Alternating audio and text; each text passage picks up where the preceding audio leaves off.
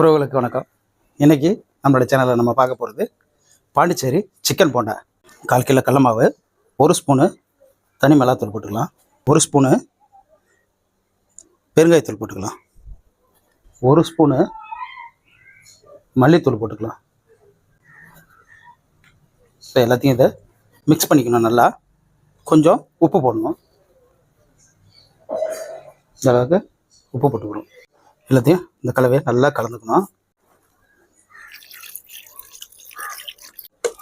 நம்ம இந்த மாதிரி நல்லா அடித்து வச்சுக்கணும். எண்ணெய் சூடாயிட்டு நம்ம அதில் தக்காளி முதல்ல போட்டுக்கலாம், வெங்காயம் போட்டுக்கலாம். இப்போ இஞ்சி பூண்டு பேஸ்ட்டு நம்ம 2 கரண்டி போட்டுக்கலாம். 2 ஸ்பூனு தனி மிளகாத்தூள், 2 ஸ்பூனு மல்லித்தூள், 1/4 ஸ்பூனு மஞ்சள்தூள்,